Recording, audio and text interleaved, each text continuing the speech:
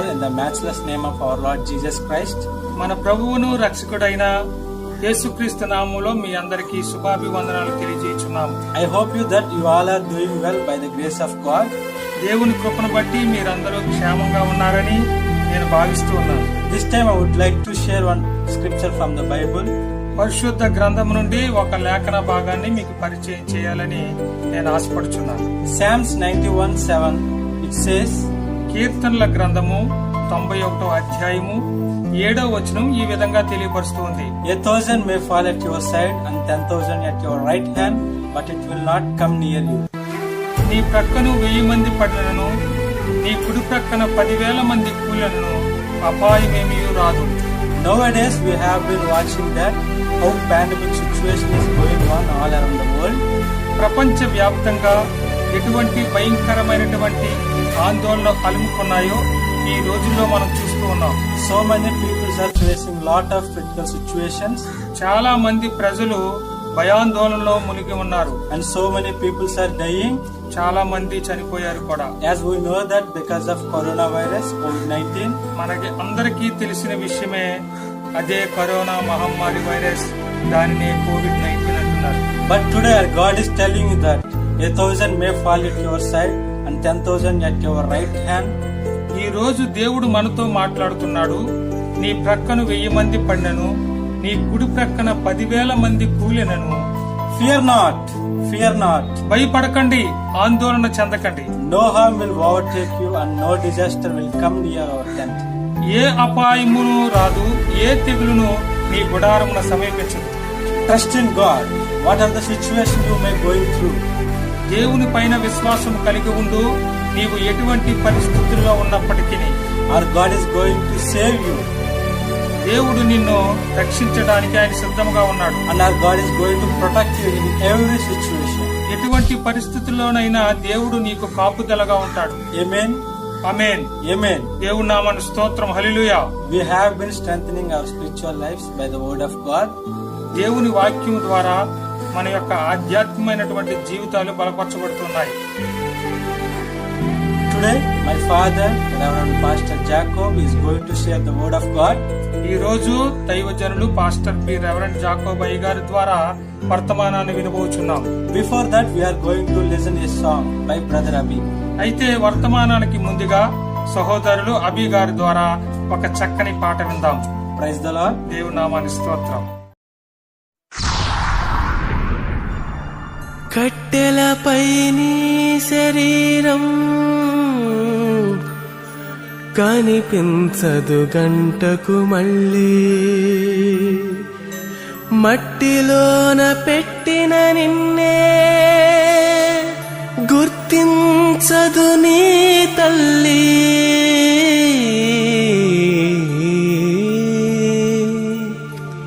కట్టెలపై నీ శరీరం కనిపించదు గంటకు మళ్ళీ, మట్టిలోన పెట్టిన నిన్నే గుర్తించదు నీ తల్లి. ఎన్ని చేసినా తనువు నమ్మినా కట్టె మిగిల్చింది కన్నీటి గాథ, కట్టె మిగిల్చింది కన్నీటి గాథ. కట్టెలపై నీ శరీరం కనిపించదు గంటకు మళ్ళీ.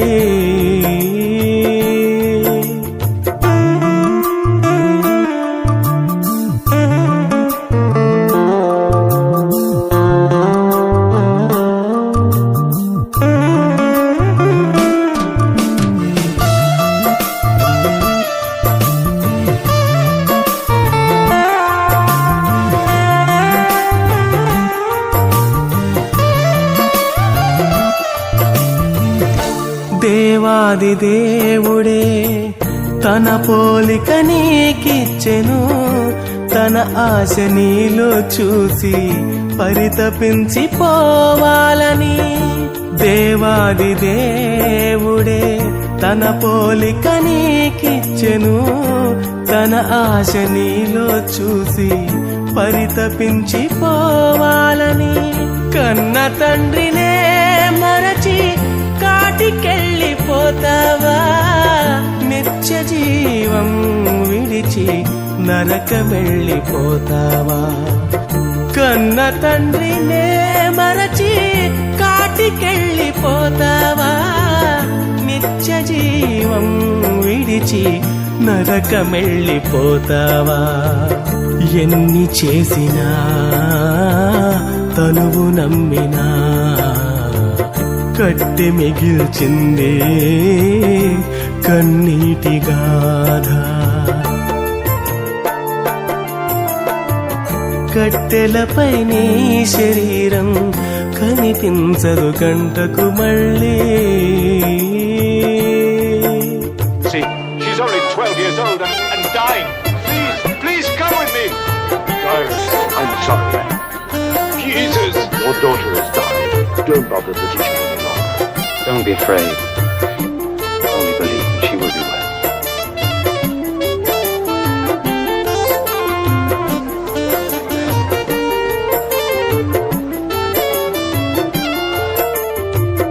ఆత్మ నీలో ఉంటేనే అందరూ నిన్ను ప్రేమిస్తారు. అది కాస్త వెళ్ళిపోతే ఎవరికి నీ అవసరముండదు. ఆత్మ నీలో ఉంటేనే అందరూ నిన్ను ప్రేమిస్తారు. అది కాస్త వెళ్ళిపోతే ఎవరికి నీ అవసరముండదు. కన్నవారే ఉన్నను కట్టుకున్నవారున్నను ఎవరికి కనిపించక నీ ఆత్మ వెళ్ళిపోవును. కన్నవారే ఉన్నను కట్టుకున్నవారున్నను ఎవరికి కనిపించక నీ ఆత్మ వెళ్ళిపోవును. ఎన్ని చేసినా తనువు నమ్మినా కట్టె మిగిల్చింది కన్నీటి గాథ. కట్టెలపై నీ శరీరం కనిపించదు గంటకు మళ్ళీ. మట్టిలోన పెట్టిన నిన్నే గుర్తించదు నీ తల్లి. ఎన్ని చేసినా తనువు నమ్మినా కట్టె మిగిల్చింది కన్నీటి గాథ. కట్టె మిగిల్చింది కన్నీటి గాథ. కట్టెలపై నీ శరీరం కనిపించదు గంటకు మళ్ళీ. దేవుని నామానికి మహిమ కలుగును గాక. హల్లెలూయా. ప్రభునందు ప్రియమైన సంఘ విశ్వాసులకు, యేసు క్రీస్తు అభిమానులకు, అలాగే ఈ వీడియోను వీక్షిస్తున్నటువంటి వారందరికీ కూడా మన ప్రభువైన యేసు క్రీస్తు నామములో మీ అందరికీ శుభాలు, వందనాలు తెలియపరుస్తూ ఉన్నా. అందరూ బాగున్నారా? మరొక పర్యాయం ఈ వీడియో ద్వారా మిమ్మల్ని అందరినీ దర్శించడానికి దేవుడు గొప్ప కృపని చూపించి ఉన్నారు. అతి త్వరలో లాక్డౌన్ తొలగిపోయి మనమందరము సమాజముగా కూడి దేవుణ్ణి మహిమపరిచి ఘనపరిచే సమయం కొరకు మనం అందరం ఎదురు చూద్దాం, ప్రార్థన చేద్దాం. ఆ విధంగా దేవుడు సహాయం చేస్తాడు. హల్లెలూయా. మరి ఈ సమయంలో దేవుని యొక్క లేఖన భాగం నుండి దేవుని యొక్క వాక్యాన్ని చదువుకుని ధ్యానం చేసి మన ఆత్మీయ జీవితాలకి అన్వయించుకుందాం. దేవునికి స్తోత్రం. హల్లెలూయా. మన పరిశుద్ధ గ్రంథము యెషయా గ్రంథము 66వ అధ్యాయము 1వ వచనాన్ని చదువుకుందాం. యెహోవా ఎలాగూ ఆజ్ఞ ఇచ్చుచున్నాడు, యెహోవా ఎలాగూ ఆజ్ఞ ఇచ్చుచున్నాడు. ఆకాశము నా సింహాసనము, ఆకాశము నా సింహాసనము, భూమి నా పాదపీఠము, భూమి నా పాదపీఠము. మీరు నా నిమిత్తము, మీరు నా నిమిత్తము కట్టనుద్దేశించి ఇల్లు, కట్టనుద్దేశించిన ఇల్లు ఏ పాటిది? ఏ పాటిది? దేవునికి స్తోత్ర, దేవునికి స్తోత్ర. దేవుని బిడ్డలారా, మానవుడు దేవుణ్ణి చూడాలని ఆశపడుతూ ఉన్నాడు. దేవుణ్ణి చూడాలి. ఆయన ఏ రూపంలో ఉంటున్నాడో, ఏ విధంగా ఉంటున్నాడో ఆయన చూడాలని ప్రతి ఒక్కరు కూడా ఆశపడుతూ ఉన్నారు. కానీ దేవుని బిడ్డలారా, దేవుణ్ణి మనము చూడలేం. ఎందుచేతనంటే ఆయన అంటున్నాడు, ఆకాశము నా సింహాసనము, భూమి నా పాదపీఠము అని ఆయన సెలవిస్తూ ఉన్నాడు. అంత గొప్ప దేవుణ్ణి, అంత ఉన్నతమైన వాణ్ణి ఇస్కరేను లాంటి ఒక మానవుడు ఎలా చూడగలడు? ఒకసారి మనం ఆలోచన చేద్దాం. అంతేకాదు దేవుని బిడ్డలారా, మరి పరిశుద్ధ లేఖన భాగము సెలవిస్తున్నది, ఆయన ఏమై ఉన్నాడు అంటే వెలుగై ఉన్నాడు. సమీపింపరాని తేజస్సుతో ఆయన నిండిపోయి ఉన్నాడు గనుక ఆయనను మనము చూడలేం. దేవాది దేవుడు తన ప్రజలను ఏర్పాటు చేసుకుని ఆ ప్రజలకు మొట్టమొదటి నాయకుని దేవుడు ఏర్పాటు చేసుకున్నాడు. ఆయన పేరు మోషే. ఈ మోషేతో దేవుడు మేఘములో ఉండి మాట్లాడుతూ ఉండేవాడు. ఆయన మాటలు వినబడేవి కానీ ఆయన ఎప్పుడు చూడలేదు. అయితే మోషేకు ఒక ఆశ కలిగింది ఏంటంటే దేవుడు ఎలా ఉంటాడో చూడాలి. ప్రభువా, నువ్వు ఎలా ఉంటావో నేను నిన్ను చూడాలి అని ఆశ నాలో ఉంది ప్రభువా అని దేవుణ్ణి అడిగినప్పుడు దేవుడు అంటాడు, ఏ మానవుడు నన్ను చూచి బ్రతకలేడు. అందుకే నిర్గమ కాండము 33వ అధ్యాయము 20వ వచనాన్ని చదవగలిగితే అక్కడ ఒక అద్భుతమైన మాట రాయబడి ఉంటది. ఆ మాటను ఒక్కసారి మనం చదువు. మరియు ఆయన నీవు నా ముఖమును చూడజాలవు. ఏ నరుడును నన్ను చూచి బ్రతకడనెను. మరియు యెహోవా ఇదిగో నా సమీపమున ఒక స్థలముంది. నీవు ఆ బండ మీద నిలవవలెను. నా మహిమ నిన్ను దాటి వెళ్ళుచుండగా ఆ బండ సందులో నిన్ను ఉంచి నిన్ను దాటి వెళ్ళు వరకు నా చేతితో నిన్ను కప్పెదను. మోషేకు దేవుడు ఒక ఆలోచన తెలియపరుస్తున్నాడు. మోషే, నీవు నన్ను చూడాలనుకుంటున్నావు, కానీ నన్ను చూడాలనుకున్నవాడు ఏ మానవుడు కూడా బ్రతకలేడు. ఎందుకంటే ఆయన కోటి సూర్యుల యొక్క తేజస్సు కలిగిన వాడు, ఆయన వెలుగై ఉన్నవాడు. ఎవ్వరు ఆయనను సమీపించలేరు. ఆయన దహించు అగ్ని అయి ఉన్నాడు. అయితే నువ్వు చూడాలని ఆశపడుతున్నావు కనుక ఇదిగో నువ్వు ఒక బండ సందులలో నుండి నన్ను చూడబోతున్నావు. నా హస్తము నీకు చాటుగా పెడుతున్నాను, నా మహిమను నువ్వు చూడబోతున్నావు అని చెప్పినప్పుడు దేవుని బిడ్డలారా, మోషే దేవుని యొక్క వెనక రూపాన్ని కూడా చూడలేకపోయాడు. ఇక ముఖాన్ని ఏం చూడగలడు? కనుక దేవుడు వెలుగై ఉన్నాడు గనుక దేవుణ్ణి మనము చూడలేము.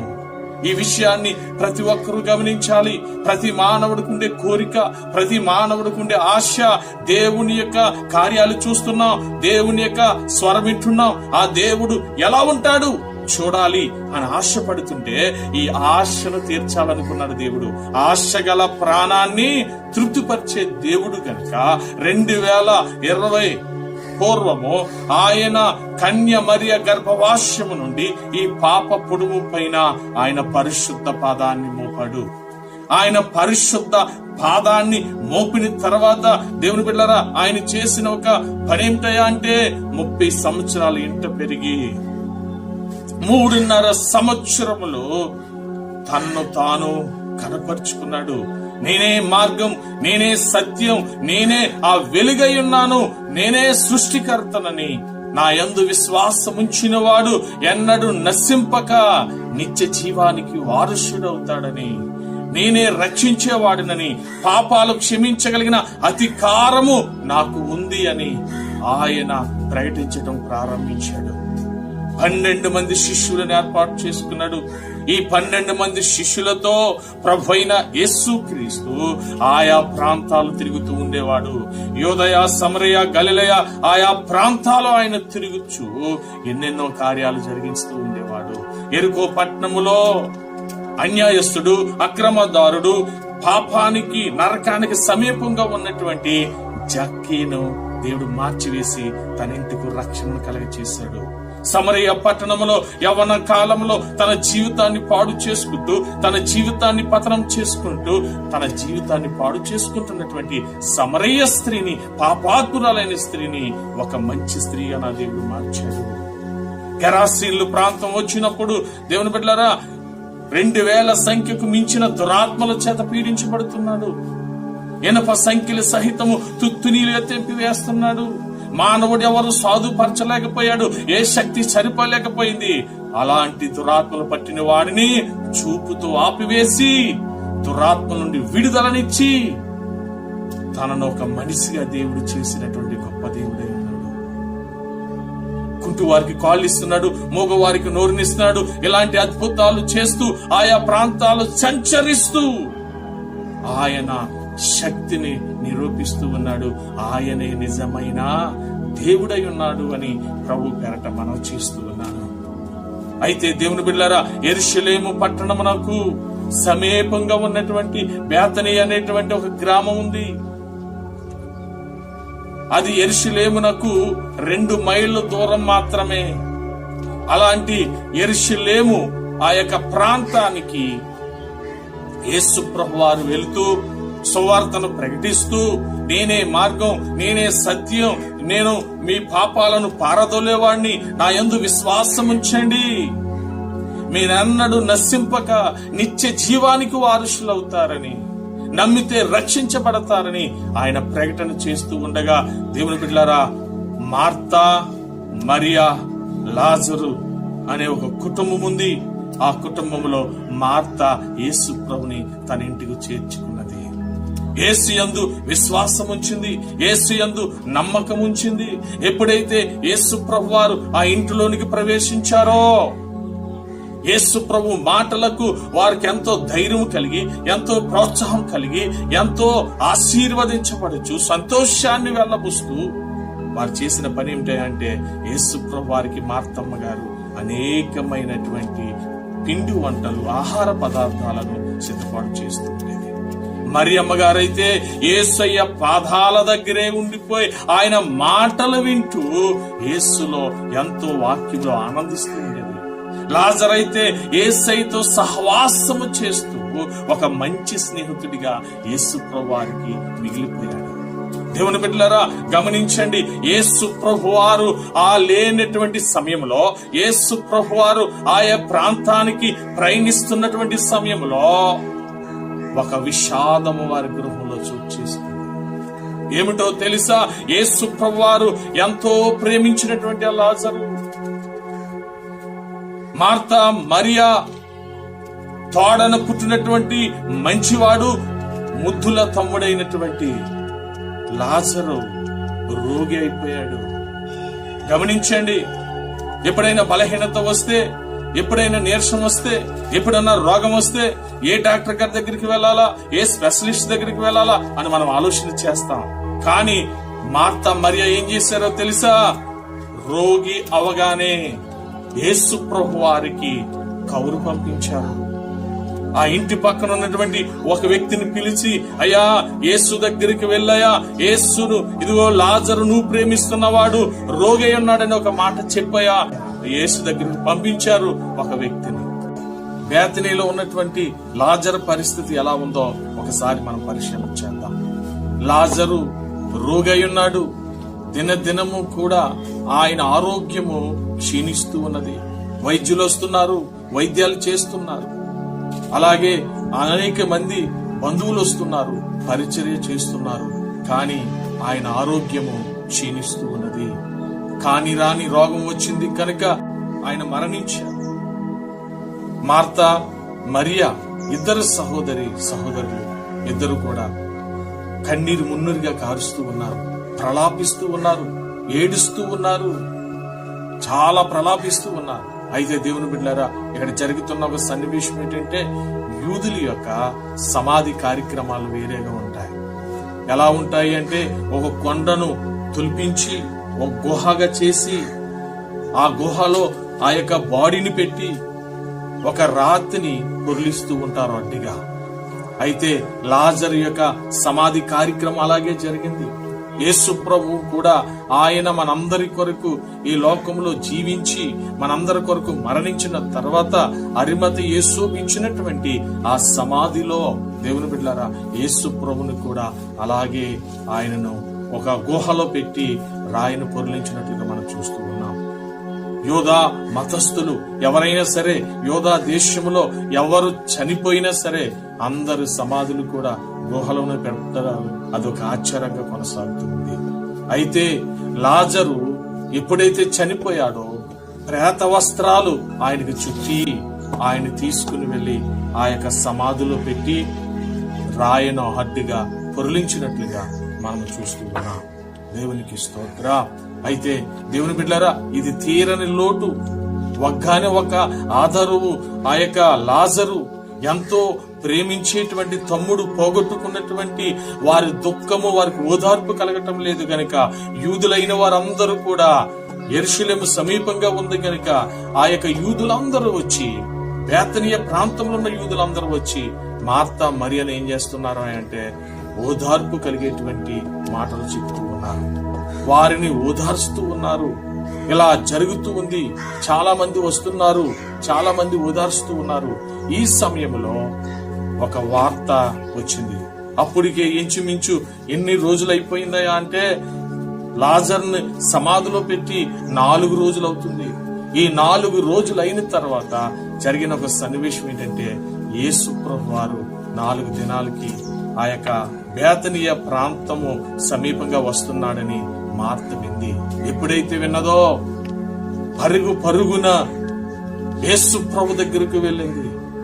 యేసు ప్రభు దగ్గరికి వెళ్లి ఆయనతో అంటుంది, ఆయన మీద ఏమాత్రమును కూడా వ్యతిరేకంగా మాట్లాడకుండగా, ఏమాత్రం కూడా ఆయన కించపరచకుండగా, ఏమాత్రం కూడా ఆయన నిందించకుండగా ఆమె మాట్లాడుతుంది, ప్రభువా నీవు ఇక్కడ ఉండిన ఎడల నా సహోదరుడు సావకుండెను. నీవిక్కడ ఉంటే నా సహోదరుడు సావకుండెను. నిజమే, దేవుడు ఉన్న చోట మరణం ఉండదండి. ఆయన ఉన్న చోట మరణం ఉండదు. కనుక దేవుని బిడ్డలారా, ఆయన ఎక్కడ ఉంటే అక్కడే జీవం. కనుక మనము సుఖశాంతులతో వరిదెల్లాలి అంటే, నెమ్మదితో మనం వరిదెల్లాలి అంటే యేసు ప్రభు మన ఇంట్లో, మన హృదయంలో, మన జీవితంలో ఆయన ఉండాలి అని ప్రభు పేరట మనం చేస్తున్నాం. అయితే యేసు ప్రభు వారు మార్తతో ఏం చెప్తున్నాడు? మార్తా, భయపడకు, నీ సహోదరుడు చనిపోయినను, సమాధి చేయబడినను మరలా లేస్తాడు, ఆయన లేస్తాడు, ఆయన బ్రతుకుతాడు అని చెప్పినప్పుడు మార్త అనుకుంటుంది అంత్య దినములోనేమో అనుకుంటుంది. అంత్య దినములలో మరి పునరుద్ధానం, ఆయన రెండో రాకడలో ఆయన లేస్తారేమో అనుకుంటుంది. కానీ అప్పుడు కాదు, నువ్వు నమ్మితే ఇప్పుడే నీ సహోదరుడు బ్రతుకుతాడు. నా యందు విశ్వాసం ఉంచి వారు చనిపోయినను తిరిగి లేస్తారు అని యేసు ప్రభు వారు మాట్లాడుతూ ఉన్నారు. దేవునికి స్తోత్రము కలుగునుగాక. హల్లెలూయా, హల్లెలూయా. దేవుని బిడ్డలారా, ఇలా మాట్లాడుతూ ఉండగా మరలా మరియ దగ్గరకు వెళ్ళింది మార్త. మరియ దగ్గరికి వెళ్లి, ఇదిగో బోధకుడు నేను పిలుస్తున్నాడు అని చెప్పగానే మరియ కూడా పరుగున వెళ్ళింది. వెళ్ళినప్పుడు యేసు ప్రభు యొక్క పాదాల మీద పడిపోయింది మరియ. ఆయన పాదాల మీద పడి అంటుంది, యేసయ్యా, నీవు ఎక్కడ ఉంటే నా సహోదరుడు చనిపోయేవాడే కాడు అని చెప్పినప్పుడు, దేవుని బిడ్డలారా, ఈ యొక్క మరియ పరిగెత్తుతుంది. ఒకవేళ సమాధి దగ్గరగానే వెళుతుందేమో అని చెప్పి వచ్చినటువంటి యూదులు, వచ్చినటువంటి కుటుంబీకులు అందరూ కూడా ఆమెను వెంబడించి వెళ్లారు. ఎప్పుడైతే యేసయ్య పాదాల మీద పడి ఆమె ఏడవటం చూశారో, అప్పుడు ఆ మార్త మరియ వచ్చిన వారందరూ కూడా ఏడవటం ప్రారంభించారు, ఏడుస్తూ ప్రారంభించారు. యేసు ప్రభు వారు హృదయములో, ఆయన మనస్సులో కలవరం వచ్చింది. దేవుని బిడ్డలారా, ఆయన కూడా కన్నీరు కార్చున్నట్లుగా మనము పరిశుద్ధ గ్రంథంలో చూస్తూ ఉన్నాం. దేవునికి స్తోత్రము కలుగును గాక. హల్లెలూయా, హల్లెలూయా. అయితే దేవుని బిడ్డలారా, ఆయనను ఎక్కడ మీరు ఉంచి ఉన్నారని చెప్పినప్పుడు యేసు ప్రభు వారు మరియా వచ్చినటువంటి యూదులందరూ కూడా ఎక్కడికి వెళ్లారయ్యా అంటే లాజర్ను సమాధి చేసినటువంటి సమాధి యొద్దకు వెళ్ళి ఉన్నారు. దేవునికి స్తోత్రం, హల్లెలూయా. సమాధి యొద్దకు వెళ్ళారు. సమాధి యొద్దకు వెళ్ళిన తర్వాత యేసు ప్రభు మాట్లాడుతున్నాడు 39వ వచనంలో ఏమని? యేసు రాయి తీసివేయుడి అని చెప్పగా చనిపోయిన వాని సహోదరైనటువంటి మార్త ప్రభువా అతడు చనిపోయి 4 దినములైనది గనుక ఇప్పటికి వాసన కొట్టునని అతనితో చెప్పెను. దేవునికి స్తోత్రం. యేసు ప్రభు వారు చెప్తున్నారు, అక్కడ ఉన్న వారితో మాట్లాడుతున్నారు. ఏమని అంటే ఇదిగో సమాధికి ఆ యొక్క గుహకు అడ్డుగా ఉన్నటువంటి ఆ బండను దొరిలించండి అని చెప్పినప్పుడు మార్త అంటుంది, అయ్యా వద్దయ్యా, ఇప్పుడు ఆ యొక్క బండను దొరిలిస్తే, ఆ రాతిని దొరిలిస్తే వాసన వస్తుందయ్యా అని చెప్తుంది. నిజమే దేవుని బిడ్డలారా, మీకు అనేక పర్యాయాలు నేను ఈ మాటను తెలియపరిచాను. ఒక మనిషి చనిపోయిన తర్వాత సమాధి చేయబడినప్పుడు, సమాధి చేసిన తర్వాత జరిగే పని ఏమిటో తెలుసా? 3 రోజులకు తల వెంట్రుకలు ఊడిపోతాయి. 4 రోజులకు చేతి యొక్క కాళ్ళు యొక్క గోరులు ఊడిపోతాయి. 5 రోజులకు కడుపులో ఉన్నటువంటి ప్రేగులు సమస్తమును కూడా ఒక ద్రావం రూపంలో నవరంధ్రముల నుండి బయటికి వచ్చేస్తుంది. శరీరము క్షీణించిపోతుంది. అయితే ఇప్పుడు లాజరు వాసన వస్తాడు. అయినప్పటికీ కూడా దేవుడు అంటున్నాడు, ఆ యొక్క బండను రాతిని దొర్లించిండని చెప్పి అక్కడ ఏం చేస్తున్నాడు అంటే ఆయన మోకాలుని ప్రార్థన చేయడం ప్రారంభించాడు. ఏమని ప్రార్థన చేస్తున్నాడు? యోహాను సువార్త 11వ అధ్యాయము 41వ వచనాన్ని ఒకసారి మనం చదువుకుందాం. యేసు కన్నులు పైకెత్తి తండ్రి నీవు నా మనవి వినినందున నీకు కృతజ్ఞతాస్తుతులు చెల్లించుచున్నాను. నీవు ఎల్లప్పుడూ నా మనవి వినుచున్నావని నేనెరుగుదును గాని నీవు నన్ను పంపితివని చుట్టూ నిలిచియున్న ఈ జన సమూహము నమ్మునట్లు వారు నిమిత్తమై ఈ మాట చెప్పుచున్నాను నేను. దేవునికి స్తోత్రము కలుగును గాక. హల్లెలూయా. యేసు ప్రభువారు మోకాళ్ళుని ఆయన తండ్రికి మొరపెడుతూ ఉన్నాడు. అయ్యా నా యొక్క మొర్రాన్ని వెన్నడు విడిచిపెట్టలేదయ్యా, నా మొర్రకు నువ్వు జవాబిచ్చావు. కానీ ఈ రోజు వచ్చినటువంటి ఈ జనాంగం ఇదిగో మార్త మరియా వీళ్ళందరూ కూడా నమ్మునట్లు ఈ మాట నేను చెప్పుచున్నాను. ఏమని? ఎప్పుడైతే బిగ్గరగా లాజరు బయటికి రా అన్నాడు,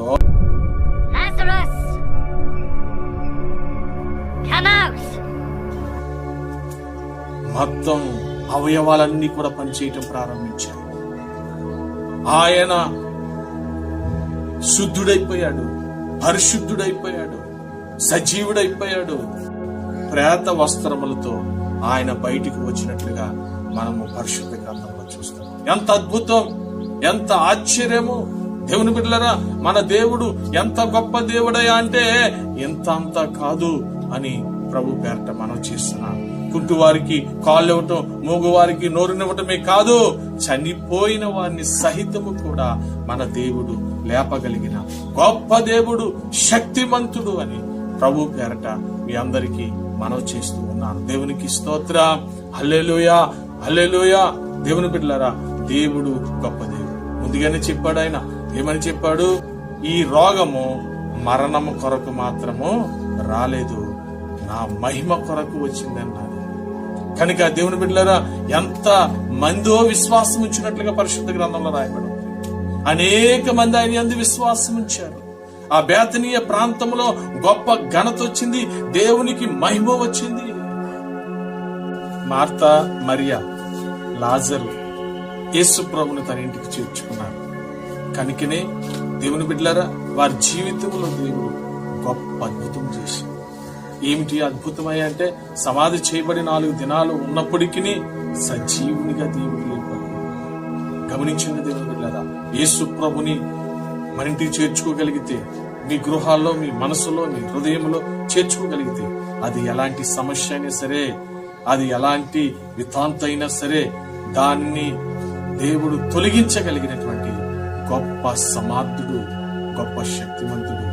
కనుక యేసు ప్రభుని మన మధ్యకి, మన గృహాల్లోనికి మీరందరూ కూడా ఆహ్వానించి ప్రభులో ఆనందించే వారంగా ఉండాలని ప్రభు పేరు మనం చేస్తున్నాం. నీ కన్నీటిని నాట్యంగా మార్చేస్తాడు, నీ బాధను దేవుడు తొలగించేస్తాడు, గొప్ప అద్భుతాన్ని దేవుడు మీ జీవితంలో జరిగిస్తాడు అని ప్రభు పేరు మనం చేస్తున్నాం. దేవునికి స్తోత్రం. ఈ లోకంలో ఎవ్వరూ చేయలేని గొప్ప గొప్ప కార్యాలు, అద్భుత కార్యాలు దేవుడు మన జీవితంలో, మన బ్రతుకులో దేవుడు జరిగిస్తాడు. లాజర్ని సజీవునిగా లేపి మార్తా మరియకు యేసు ప్రభువు ఆ సహోదరుని అప్పగించాడు. చిన్న ప్రార్థన చేసుకుందాం. మహాపరిశుద్ధుడను మహోన్నతుడైన మా ప్రియా పరలోకపు తండ్రి, మీకు వందనాలు, స్తుతులు, స్తోత్రములు ప్రభువా. ఇదిగో నాయనా, కల్వరి ఉజ్జీవ చర్చి వారందరూ, అలాగే మా తండ్రి వీడియోని వీక్షిస్తున్న బిడ్డలందరూ, ఈ వీడియోని ఎంతో శ్రమించి నాయనా కష్టపడుతున్న, ఎడిట్ చేస్తున్న బిడ్డలందరినీ కూడా మీరు దీవించండి, ఆశీర్వదించండి, గొప్ప మేలుతో మీరు నింపండి ప్రభు. ఈ వీడియో చూస్తున్న ప్రతి ఒక్కరిని పేరు పేరున మీరు దర్శించమని ప్రార్థన చేస్తున్నారు. ప్రతి అవసరత యేసు నామములో తీర్చమని ప్రార్థన చేస్తున్నారు. గొప్ప మేలు దయచి ప్రభా, లాక్డౌన్ త్వరగా తిరిగిపోవాలి. ఈ కరోనా వైరస్ యేసు నామములో లయమవును కాక మేమందరము సమూహంగా కూడి నేను స్తుతించి, మహిమపరిచి, గణపరిచి, ఆరాధించే భాగ్యము మీరే బలపరిచి, దీవించి, ఆశీర్వదించి, సహాయం చేయండి.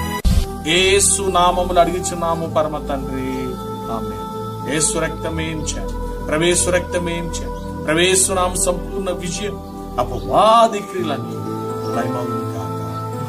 తండ్రి యొక్క ప్రేమ, కుమారుని యొక్క కృపయు, పరిశుద్ధాత్మని యొక్క సన్నిధి, సహవాసం, సమాధానము సంఘ బిడ్డలందరికీ, వీడియోని వీక్షిస్తున్న బిడ్డలందరికీ, మాకు సర్వలోకములో సకల జనులకు సదాకాలం తోడు నీడుగా నడిపించి బలపరచును కాక. ఆమేన్.